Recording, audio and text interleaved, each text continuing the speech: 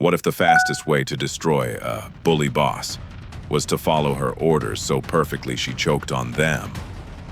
Imagine getting pulled aside and told your innocent question was bullying behavior that could get you fired. Most people would panic. Me? I smiled, went back to my desk, and did the most maliciously compliant thing possible. I reported myself to HR as a dangerous bully, and 6 weeks later, she was gone. Welcome to the channel where we turn workplace nightmares into sweet, sweet justice.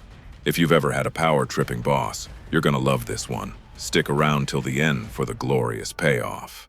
Years ago, I worked in a pretty great public sector team. We helped local businesses cut through red tape and actually get stuff done. Our team had a solid reputation. We were consistently one of the best in the country. Morale was high, results were strong, life was good.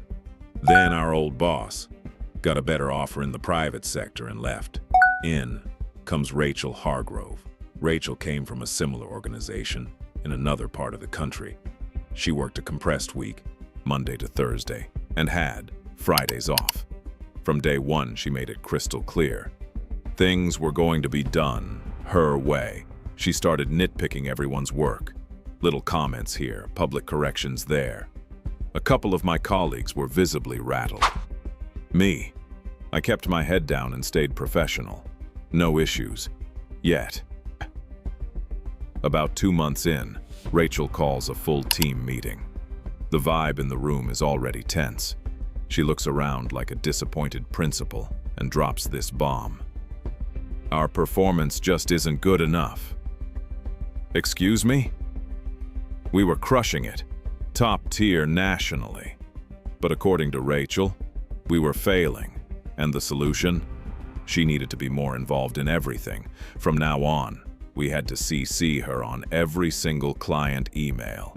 She wanted to review and comment before any replies went out. Total control. The team just sat there, nodding like bobbleheads. Nobody wanted to poke the bear, but I had a practical question. I raised my hand and said, just to clarify, if a client emails us on a Friday, should I wait until Monday for your input before replying, since you're off on Fridays? Completely reasonable, right? Logical follow-up. Rachel's face changed.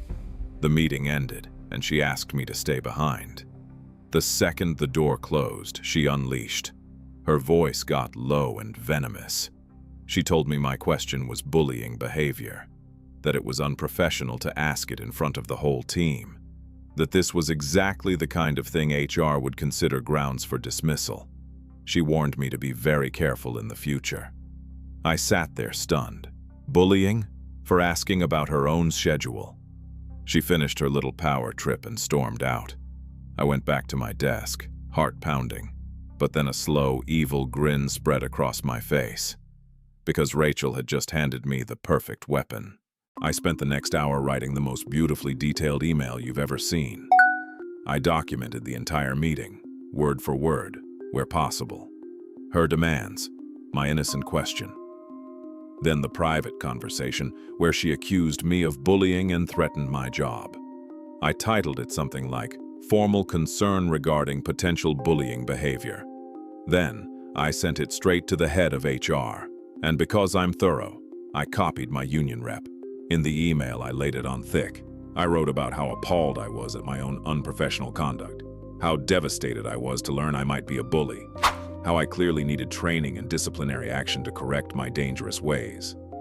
I expressed deep concern for the team environment and said I wanted to do better. I basically performed the world's most sarcastic self-flagellation while staying 100% professional on paper. I weaponized HR's own policies against the person who loved policies. The next day I get the summons. Me, my union rep Rachel, and the head of HR are all in the same room. HR, a proper by-the-book professional, walks through everything.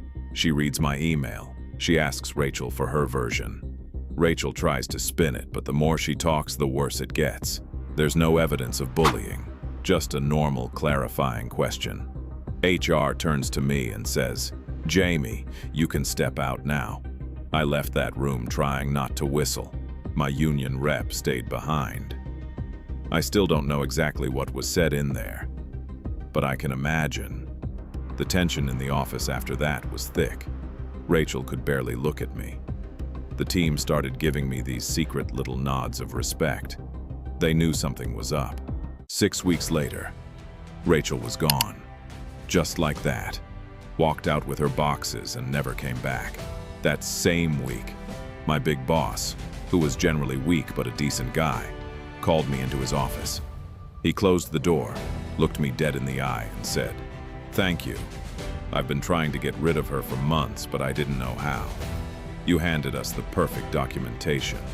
I just smiled and said, "Happy to help maintain a healthy workplace culture." We both knew what had really happened. Justice served, ice cold. Here's the thing, folks. Sometimes the most powerful move isn't fighting back loudly. It's handing your opponent the exact rope they asked for, and then watching them hang themselves with it.